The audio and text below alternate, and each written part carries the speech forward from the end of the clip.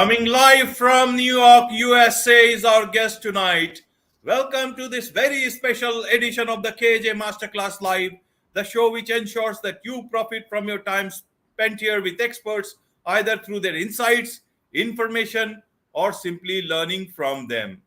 And today we have Irina Tsukerman, human rights and national security lawyer, a geopolitical analyst, an information warfare specialist, and she is the president of Scarab Rising, a unique advisory company specializing in media communications, reputational management, and security strategy. Welcome to the show, Irina. Thank you so much. I appreciate it.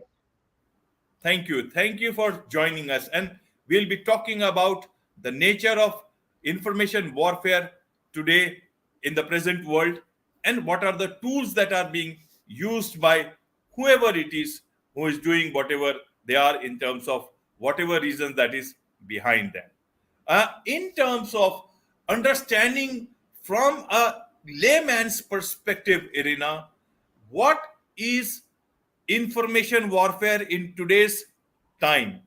Earlier, there were only a few tools, but there are huge number of things that can be used today, from anything to anything. So we'll leave it to you to help us understand that from the scratch. What is information warfare today's time? Well, in general term, information warfare can be understood as manipulation, distortion, or destruction of data and information to demoralize a particular target, an adversary, to strengthen one's own position, to create confusion, to obfuscate a particular scenario. And there are indeed various tools. Propaganda is what most people think of. Propaganda quite simply means planted information, and it could be planted by state or non-state actors, including private parties, for their own interest in the business context. We also have a concept of psychological warfare, which is more of a military or intelligence paradigm, which includes aiming. It can be positive in the sense of winning hearts and minds of a particular population, but it also could be negative in the sense of destroying a target psychologically, using operational forms of control to impose your own agenda on them. For instance, inciting separatism. Controlled chaos was a common Cold War technique of attacking smaller countries that were considered satellites, proxies, or spheres of influence of a larger state, inciting chaos there in order to put pressure on the bigger superpower.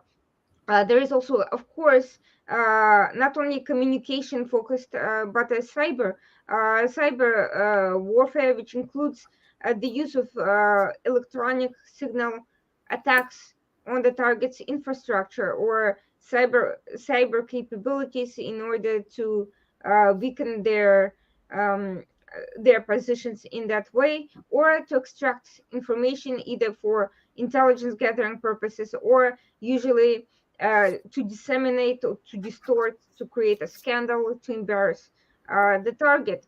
And information warfare slips into hybrid warfare, which also may include the use of electronic capabilities such as GPS jamming to prevent the enemy's devices from carrying out their operations, or from carrying messaging operations in a particular way, from destroying the possibility of locating whatever needs to be located.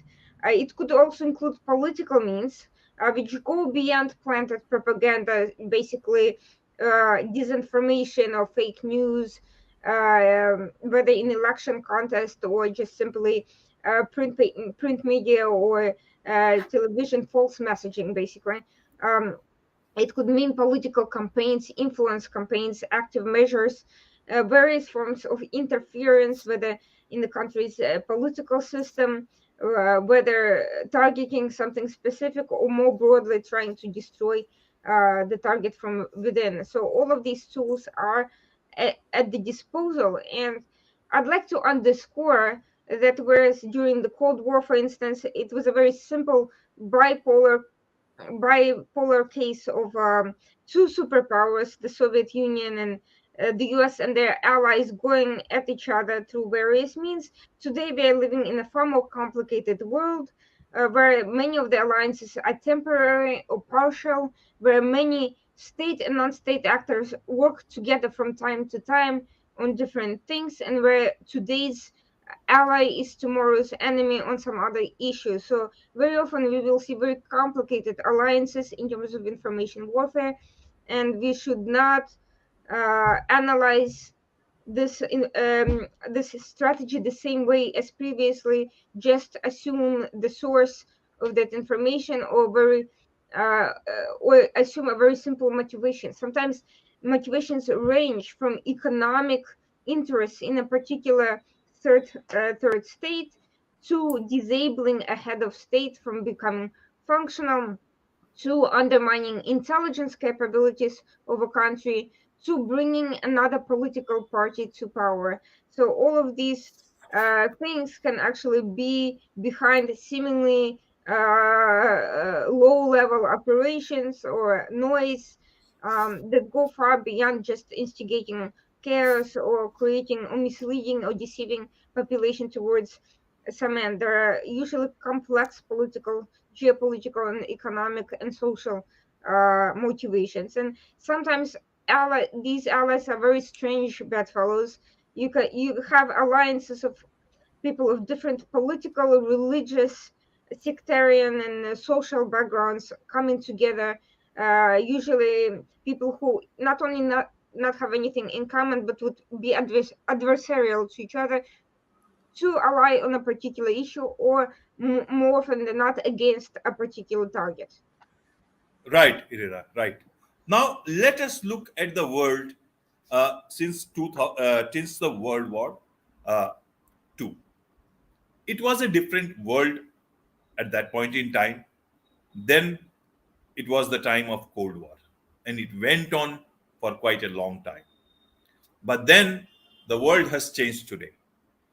It is about all sophisticated tools of information. But the big change that has happened is that economies and countries and systems, they are so closely intertwined that today you may differ on something, tomorrow the same country or people will be needed for something else which is even crucial than what you are differing on. And in politics, as they say, that there are no permanent friends and nor permanent enemies, but only permanent interests. In the backdrop of these two things, who is the enemy here? How does a country know, apart from the countries where you had historical differences with, or play people, or a country which you know that you need to work with, but you need to be strong at the same time. So that's sort of a uh, warfare or competition in the backdrop keeps on happening. But how do how does one know who is the enemy here? Let's look at the world today without going into politics. We'll not take our discussion towards politics, but just to understand the relationship between the US and China. They are strong trade partners, but at the same time, Mhm. they look at each other in a very different manner, and sometimes with concern, sometimes. So a lot of voices keep on coming. The same with in respect to the United Nations, US, as well as Russia. Then again, in terms of the international relations of US with a lot of other countries in the Middle East, even in the Asia, in Asia. And if you look at it from a background of what former President Mr. Carter said, that US is the most warlike nation in the history of the world. Now, there might be different voices in the US about this particular statement of Carter some time back, but across the world, people will look at it with their own notions of how they have experienced US in their own history.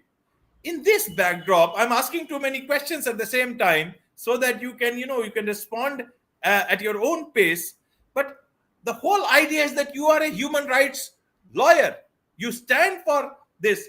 So where does human beings come in?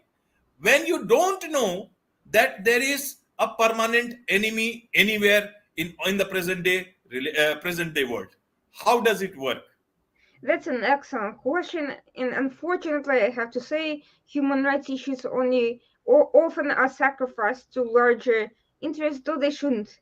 I believe there is a very strong connection between countries that observe human rights and countries that become threats to world order, to peaceful transactions, to peaceful trade and engagement. Of course, countries can have divergent interests, divergent economic, social, and political concerns without becoming adversaries. They can have natural competition for goods and services without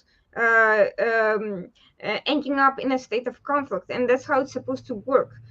This sort of level of competition is normal and it's helpful so long as all parties observe laws, negotiate differences in laws through peaceful diplomatic channels, and otherwise, in an ideal scenario, simply when they do disagree, resolve their differences through legitimate peaceful means. Unfortunately, that is not how it works, because not every country is a democratic country where people decide the course of action. Not every democratic country is a liberal country in terms, not in liberal, I don't mean in terms of left leaning specifically, but in terms of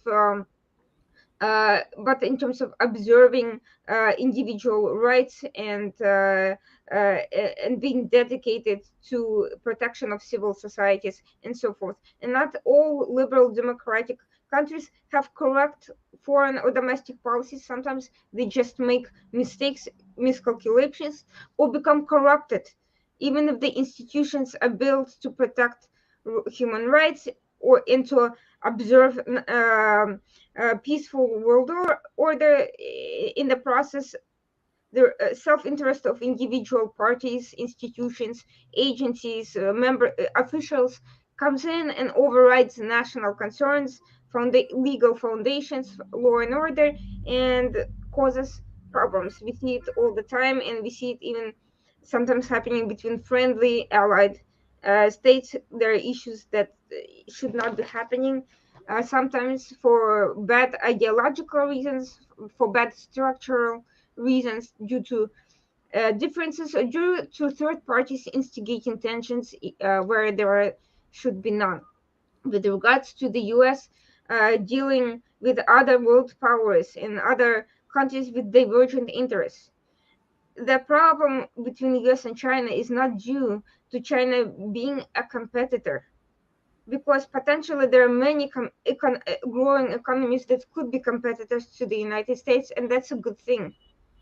Not Right. everyone may agree with me, but because competition stimulates progress, it stimulates internal improvement. When you strive to compete with somebody, you produce better products.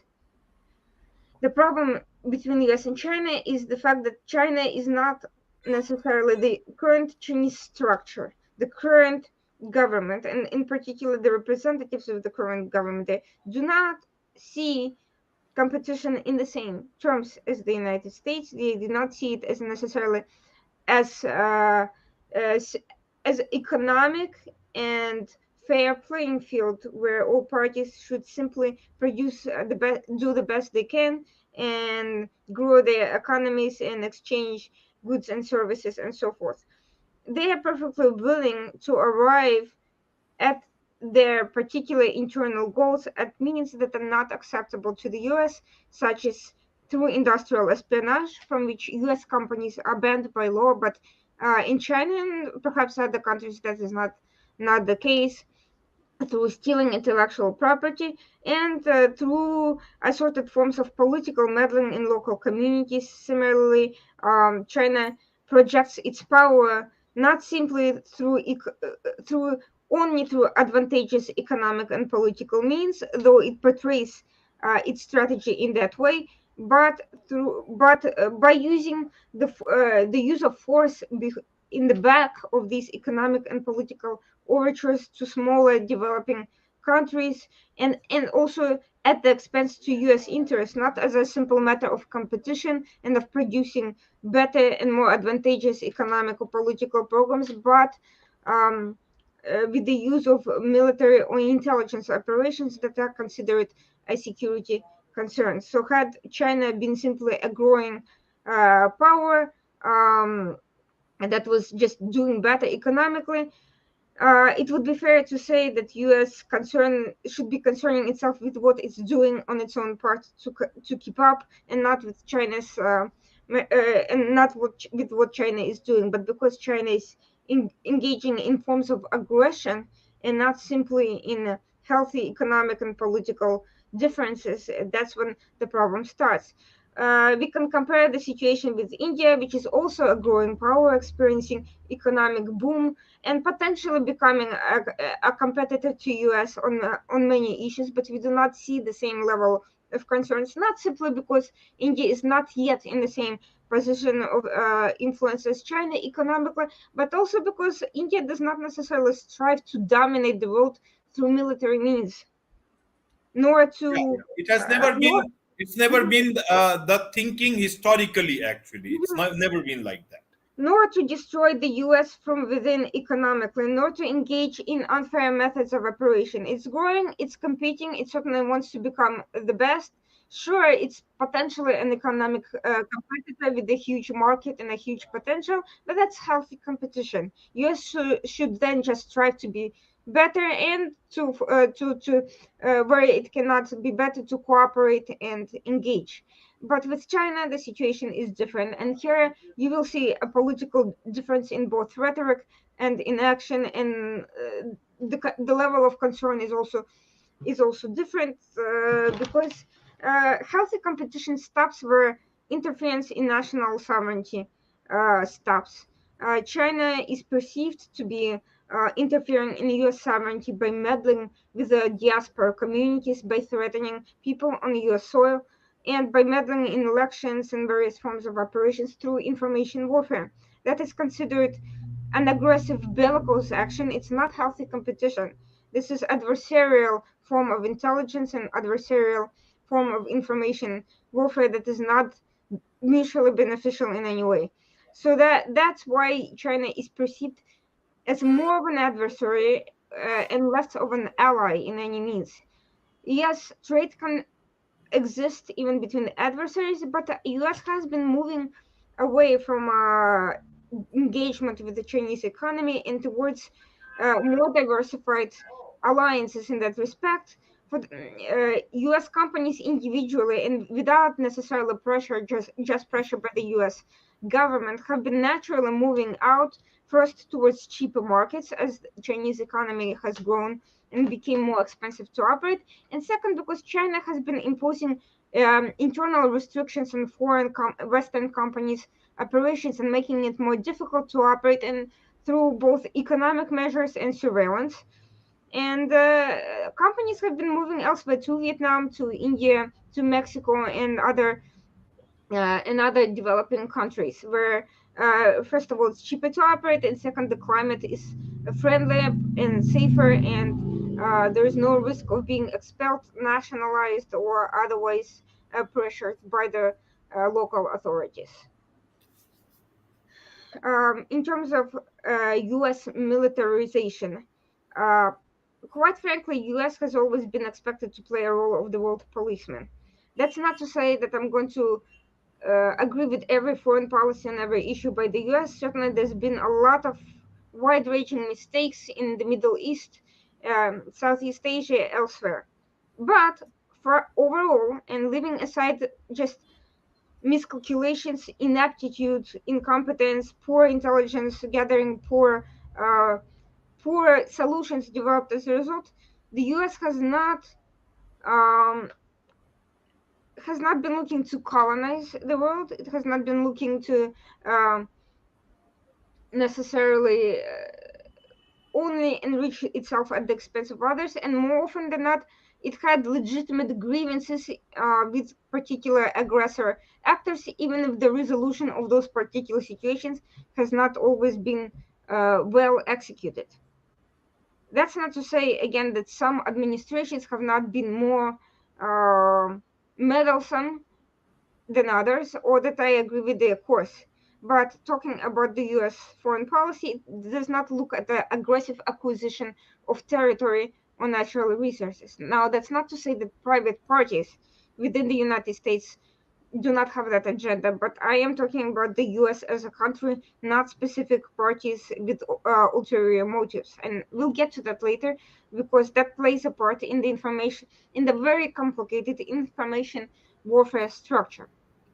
Right. Ideological differences in the US have produced a great deal of polarized approaches, with some administrations and some segments of intelligence agencies much more willing to interfere with the political course of action in other countries than others. And what that actually means on an individual case by case basis certainly deserves a greater scrutiny and discussion. But overall, what that means for U.S. politics and human rights, uh, I believe human rights are actually best protected when there is a congenial resolution to conflict situation and political differences. Human rights are most likely to suffer um, whenever the trajectory is towards chaos and dissolution, unfortunately. But it takes multiple parties to resolve that. It's not only, I think it's wrong to assign every poorly resolved international situation to US interference or action by the US. I think countries should take also um, consider their own agency and the role they've played, and they cannot, even smaller, weaker countries should not be considered mere pawns of any major actor. They do have free will in the sense of how they manage those relationships, and they do have a say in how they want to um, engage with other countries. Right, Irina. Now let's look at again from a, since you are a human rights and national security and geopolitical analyst, and let's look at from a human rights angle. If there is a say competition between US and China, but it's a global world, internet does not differentiate much what is going through it in a particular corner until unless your government bans a particular site or number of sites. Mm-hmm, So if there is not always a state of conflict. There can be a state of competition, and there is a different measure, you can say, underlying sort of a competition going on, and use of industrial espionage and other sort of thing that is keep on going on. But in terms of the people everywhere, when there is no state of war and there is some sort of a internal competition going on, the people are the biggest victims, because you see this leads to a lot of privacy issues, a lot of fake news being generated, because mm-hmm, that becomes a part of that whole propaganda or information warfare, you can say. mm-hmm, And what about the countries who are not part of this conflict? For example, India is so much away from all these things, but we always fear when we pick our phones. We have a fear that either it is a big tech which is listening everything, or it is some Chinese company of many companies from China. They sell their phones in India. That our all our personal lives are getting an audience to the Chinese and the American countries companies. Now, in that state, where does our human right stand? Or I'm in talking in symbolical terms, mm-hmm, where do human rights of individuals across the world who are not part of this anyway in any manner, and there is no state of war? It is just a state of competition. What happens to that? How do you look at that? Because that leads to the big issue called privacy, individual privacy, mm-hmm. and and in terms of cyber security also. Because if two countries are, or several countries together are at competition with each other, obviously there is an infiltration of bots, fake news, and other sort of measures which are certainly compromising security of individuals, their Mhm. banking, their personal lives, their every communication that they are doing over the internet highway. So, what differentiates, to address the larger point here, liberal democratic countries from authoritarian regimes is that the population can push for a degree of transparency in government and even public, company operations that's not possible where everything is controlled by the government. So, even if the government is doing something wrong, violating the privacy, ultimately the law prevails, and ultimately there are legal means and there are avenues for holding the government accountable, for having a public discussion on the issue of be it surveillance or laws concerning company engagement or whatever. It may not be easy, it may not be smooth, but at least those avenues exist. They're open, they're possible, and certainly there's at least a chance that justice will prevail and a balance of rights versus security can be achieved. In the authoritarian regime, there is no such possibility because the only people who control all these avenues are government institutions, and whatever they decide comes about. That's why, while that's why um, third parties, countries who are not necessarily involved in direct tensions with either side, nevertheless, sooner or later they will still be impacted because indirectly and not necessarily by choice, but simply when you're talking about technologies, they're fungible.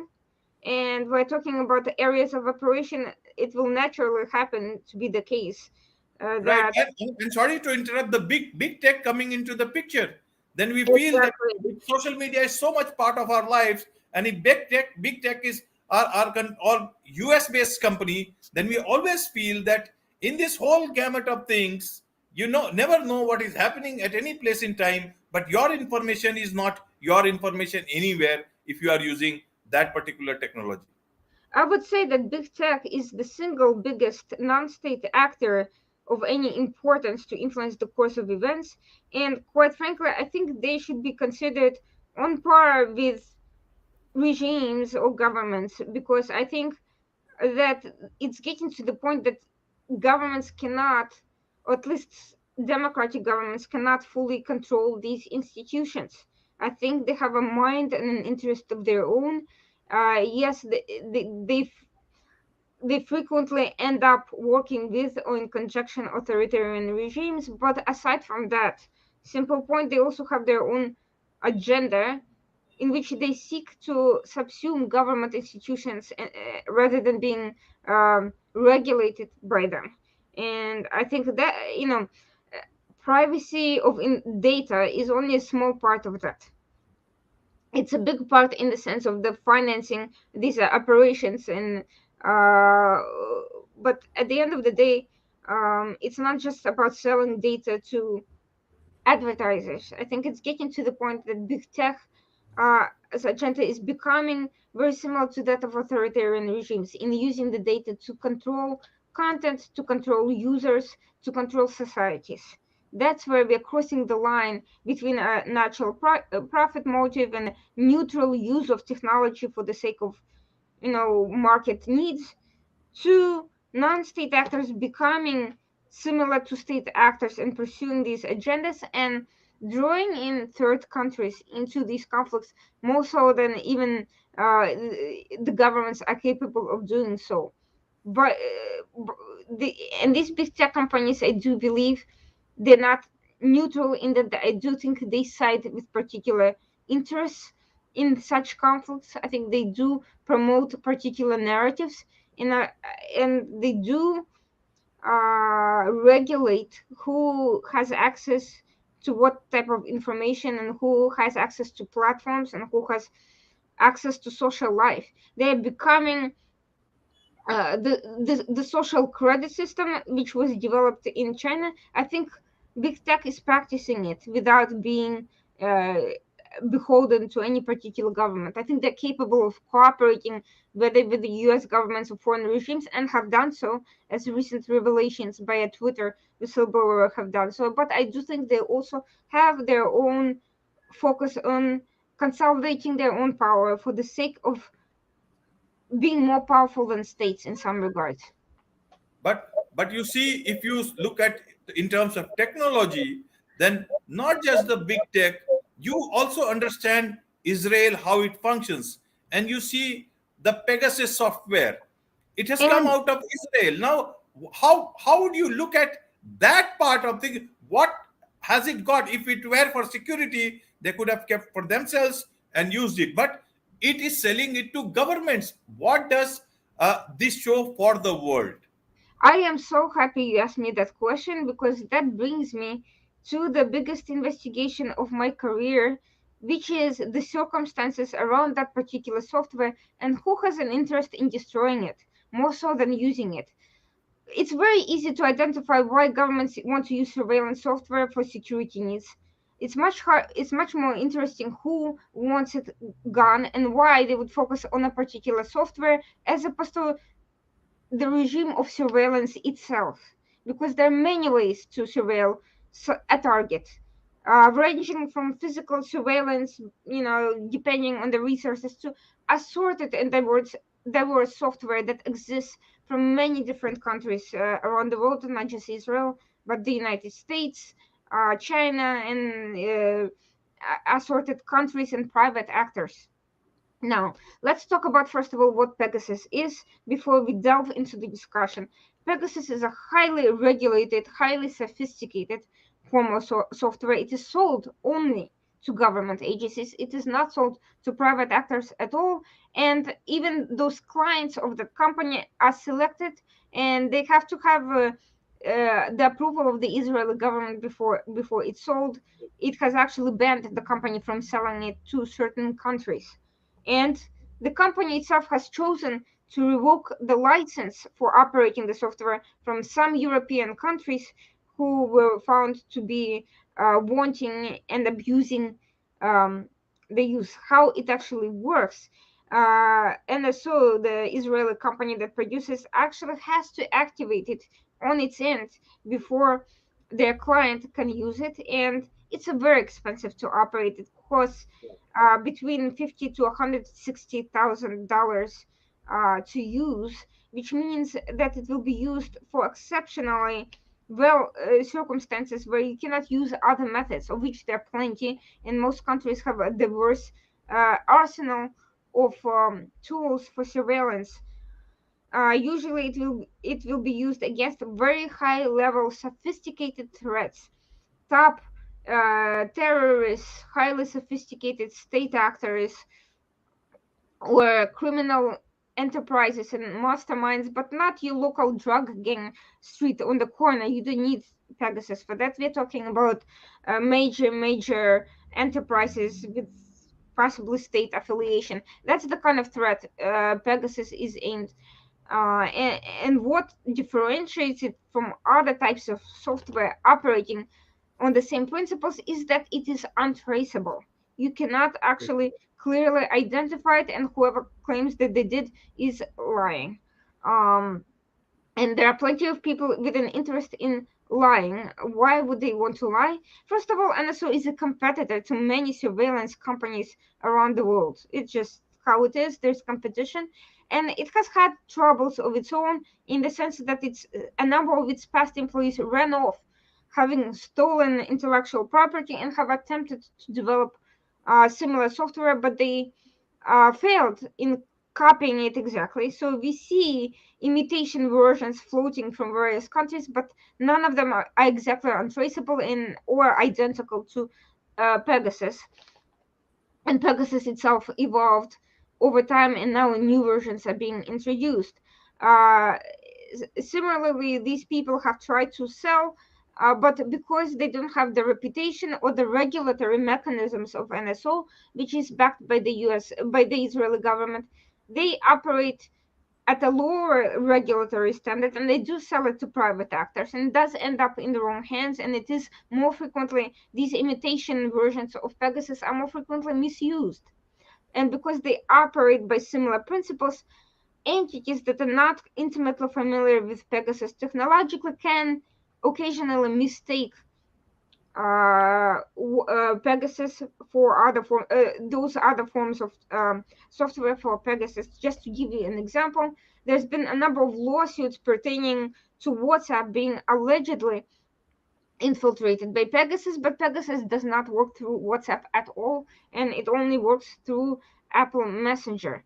Why is Apple so unhappy with the company? Why are they suing them? Because NSO identified a vulnerability in their product, and it cost them on the market. It cost them. Now, why would other companies that don't have any direct connection to NSO at all be against it? Because they want to control the market on spyware. They don't want someone having superior, expensive product that is relegated to only particular types of client and setting the standard for that. So you have that competition. You have countries who have been interested in buying the software but unable to procure it, either because it's too expensive for them or because Israel or NSO or both refuse to sell it to them. So they themselves can become target of Pegasus without having the means to do the same to their own adversaries. So they will have an incentive of trying to destroy the company and the software and to cause a problem. How can they cause a problem then? By creating an impression that that in reality this highly regulated software, which most people don't understand, is actually not regulated well and is being constantly abused, and that the company is allowing it to be abused despite its own protocol of action. So what do? They disseminate information about that to the media, and they become they consolidate their reputation around that particular issue. They monopolize the discussion on that particular topic. They become the only entity that can speak to that particular issue, and they claim that every time there is some sort of a scandal, that somehow Pegasus is to blame. They sometimes will plan scandals. I'll give you a couple of examples. One, by the way, involving India.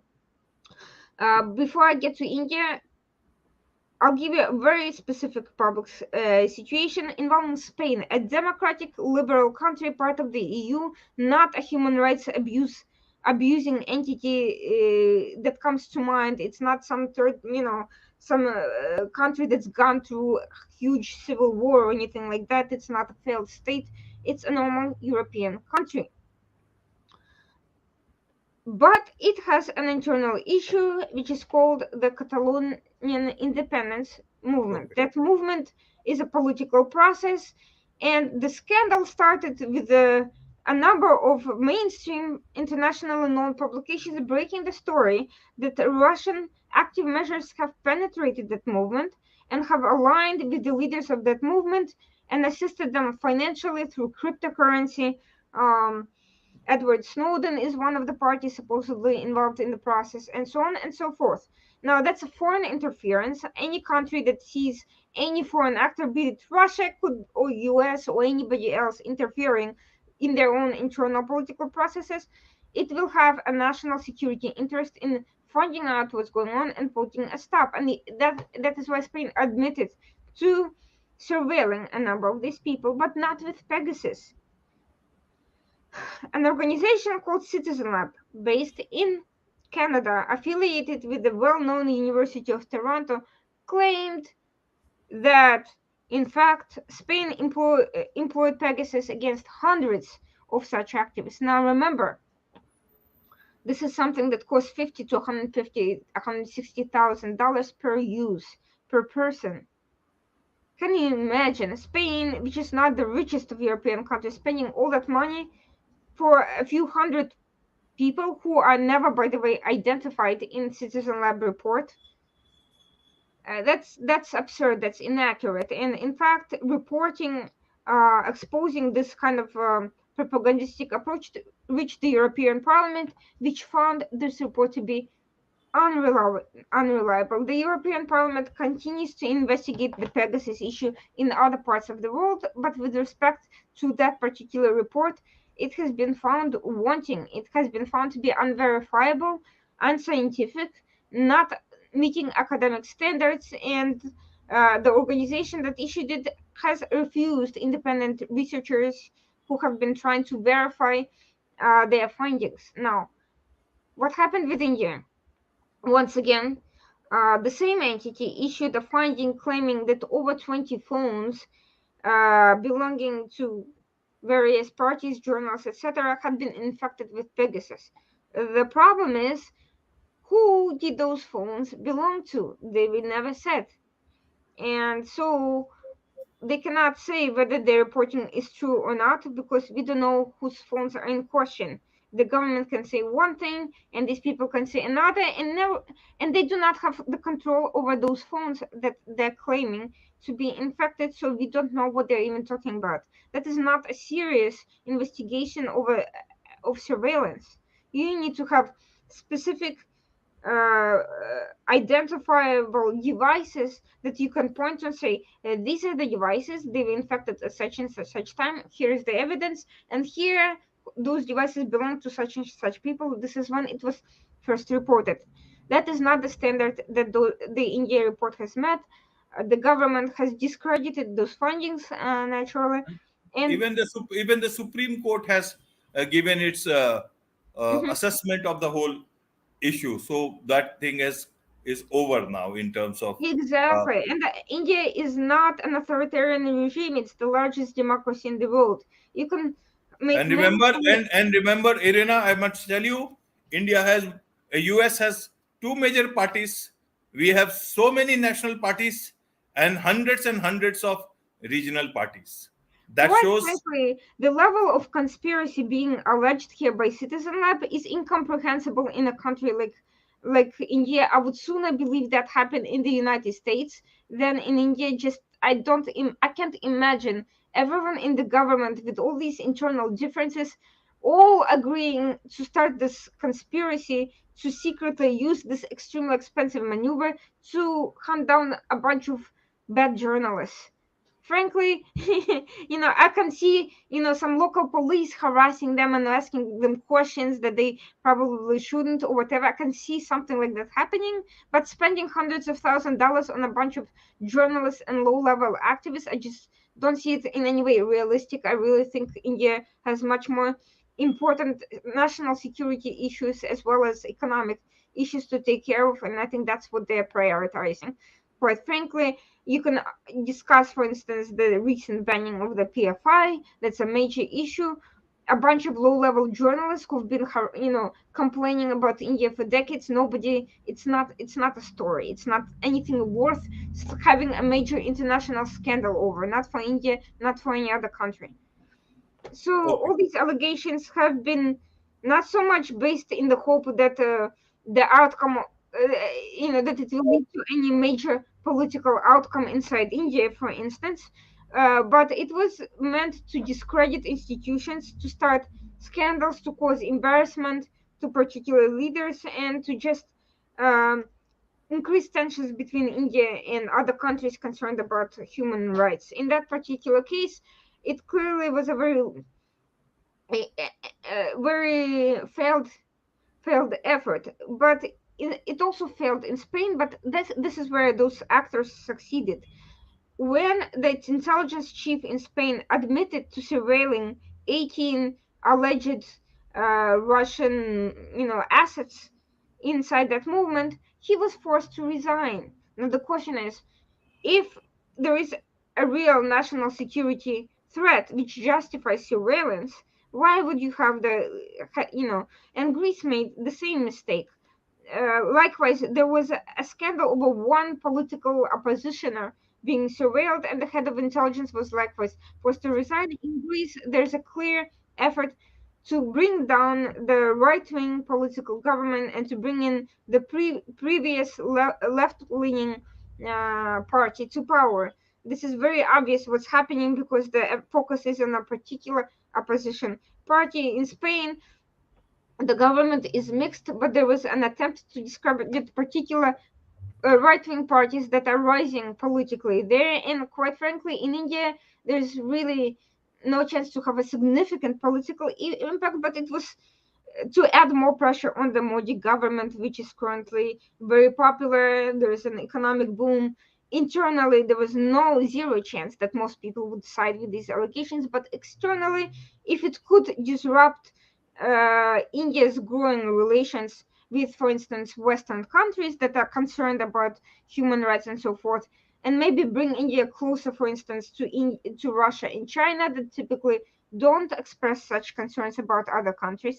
Um, sure, that may provide motivation. Remember, Snowden, the Russian agent, was assisting in Spain, and so Russia's involvement in this Pegasus story is very clear, and he has been close with the founder of the organization, Debert, Ron Debert, since 2012. Debert was one of the beneficiaries of Snowden's data dump at the time, and Okay. now Russia has a concern, political concern over India. There was an admonishment at the prime minister's level about the war in Ukraine. There's been a close defense cooperation, and India has shifted from relying solely on Russia to being more of a multilateral ally to a number of different countries and institutions. And when you have this rivalry, geopolitical rivalry, and you want a major actor to come to your side, you don't want them playing, or working with everybody. You want to monopolize that relationship if you're, especially if you're an authoritarian regime, and especially if you're losing ground politically elsewhere, as Russia is, because it has not been able to succeed in Ukraine the way it planned. It is seen as losing influence overall. It is not yet completely destroyed. Economically, it has enough resources to continue making a major impact, but it has lost political and economic influence significantly, and it is vital for Russia to retain Right. India as a primary ally, which will not happen if India continues shifting to the West. So you cause a scandal to embarrass India and to cause the US and other Western countries to distance themselves or to ask questions or to cause, this thing to. That's why India is constantly being maligned in Western newspapers as undemocratic. These newspapers, by the way, that are most frequently attacking India specifically are you ready for this?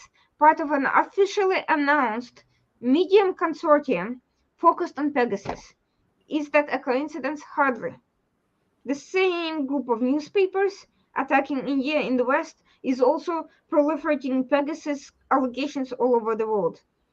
There is a political collusion there between a variety of different interests, and it's not coincidental at all. It's highly organized, highly effective, but also somewhat sloppy information warfare. It's effective in that it correctly assessed psychology of different societies and Right. different people, but it's sloppy because they did not uh, count on the fact that anyone would ever start asking questions or looking closer at the methodology or notice patterns, and they became more sloppy over time as their geopolitical greed has increased and as they became more successful.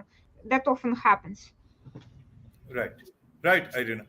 See, you have such a vast experience. You were born in Ukraine, then you were raised in US. You had you have academic background in Middle East, North Africa, and you have traveled so much across the world. And you know so much about human rights. You know so much about information security, and also are fighting for a lot of other issues that concern human rights. So, in this backdrop, what does a general citizen anywhere in the world do? Whether he's part of any of the uh, places where there is a competition going on, or if it's a country like India, which is not anywhere in the picture. We are a non-aligned nation, and so what should a person like me do? Should I go to the jungles if I need to protect my information, my privacy?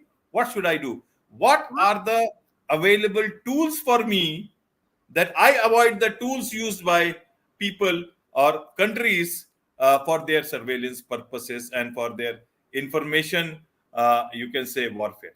That's they are using. Privacy is as much behavioral as it is technical.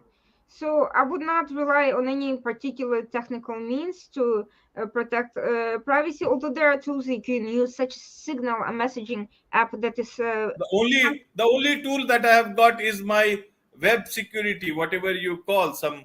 Uh, right. So you can employ you can employ VPNs such as Nord. You can okay, employ messaging apps such as Signal. You can even employ very secure browsers such as Tor, which makes it difficult to trace your exact location, or impossible really. But it also means modifying your behavior to avoid patterns that make you easily trackable. Simply not doing the same thing constantly in a predictable pattern. Simply understanding that uh, you don't need to hack a secure app to gain access to your information. You can hack your laptop. So you need to measure. So you need to be constantly aware of malware and not be. You should not give access to your information to third parties, even if you trust them. You should be constantly changing passwords and modifying your behavior and being aware that the human factor is usually the biggest risk factor. And of course, being very alert about suspicious sites, links, and so forth. Spear phishing is a very, very common method of drawing someone to download or to click on something that they shouldn't, and then gaining access to your physical structure. But overall, there's only so much you can do. The most important thing to do is to stay aware, stay informed, stay skeptical, and not don't believe everything you think in the news, everything that's been every right. talking point, because the most important thing they want to control is not your computer but your mind. Right, right. To control your mind, whoever it is, with their own interests, which are always shifting, and their adversaries are also shifting with time. No permanent interests, no permanent friends, no permanent enemies, but only permanent international interests. That's the world we are in today. And then in this backdrop, you are the president of Scarab Rising, unique advisory company specializing in media communication, reputational management, and security strategy. Now, I've been a part of media for the last two decades plus, and it gives me a lot of curiosity to understand what exactly this company that you are heading. Tell us about this and what it is all about. What people can get in touch with you for this particular company. So I noticed the company was conceived as a result of my observation that a lot of the time clients go to consultants and assorted political operatives for PR function, but those PR functions don't really fulfill their needs.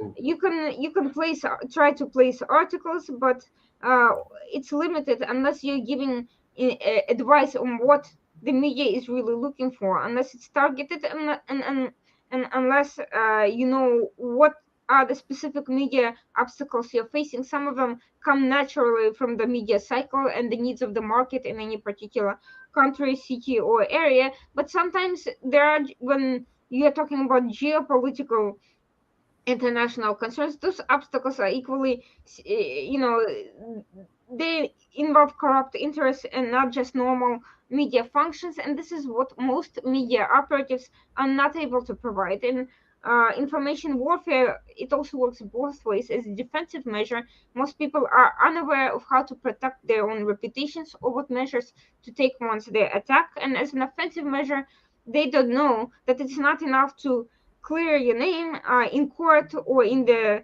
public opinion, which, by the way, is significantly more difficult to do, even with court decisions in your favor. But also to restore public trust, but also how to discredit the attacking party. It's not always easy. You need to identify who they are, who supports them, where is their source of legitimacy, and why their strategy has worked. And none of these operatives are capable of doing that. Geopolitical analysis. There's no shortage of former government officials and former intelligence operatives providing analysis of major events, and on most issues they're fairly consistent with each other, but not always, because their perspectives are often in line with particular mainstream functional agendas, which means they're biased.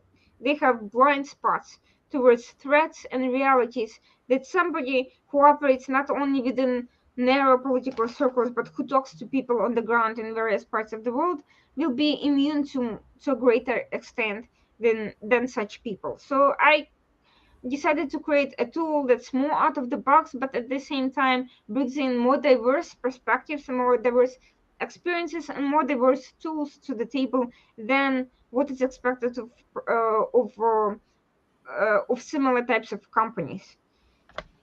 Right, right. So, Irina, how can people connect with you? You are a top lawyer down there in the US. You also hold this particular company, Scarab Rising. So, how do people connect with you? How do they know more about you? What's the best way for them to connect, either in terms of taking your help, engaging with you, or talking to you about human rights or anything else? I have a separate legal practice focused on national security issue. I advise clients on U.S. law and research regarding legal matters that are niche and that they would not typically get from a regular lawyer. So I have a separate website with my name on it. It's focused on a national boutique national security law firm. Google that combination of words and my name. You'll find my website and my contact information specifically for that. Scarab Rising has my email specifically for client needs, but I am also active on social media. I have a website called The Washington Outsider, which is a project of Scarab Rising meant to highlight diverse perspectives and analysis that is frequently a result of censorship in the media, not just government censorship, but self-censorship or simply lack of interest or whatnot. I am a host of a show called the Washington Outsider Report on the Coalition Radio, which is a station in the United States. So, for those interested in being a guest as experts in the area or activists or people with interesting stories to tell that are out of the normal stream of information, they can contact me and we can have a public discussion. And of course, I am on social media. I have a Facebook account, I have a LinkedIn account, I have a YouTube account where you can find a lot of my media appearances, as well as my programs from the Washington Outsider and from the Washington Outsider Report. I am not, however, on Twitter because as a result of my investigations, I was kicked out. But soon there might be a new owner. Maybe the rules will change. You will There be may be welcome back along with Donald Trump. yeah.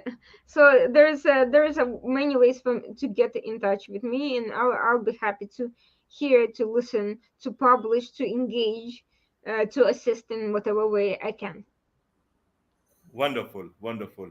It was great knowing so much from you, Irina. And also, you are a symbol of women empowerment who has come from Ukraine, raised in US, and you have such a great academic background, and you are doing such a great work in the field of human rights and also in national security, and also looking at different aspects, even from the communication side. So, with this, it's a wrap on this very special edition of the KJ Masterclass Live. Thank you so much for your time. It was great, and it was a pleasure to host you on my show. Thank you so much, and I appreciate it. I look forward to watching the episode. Thank you.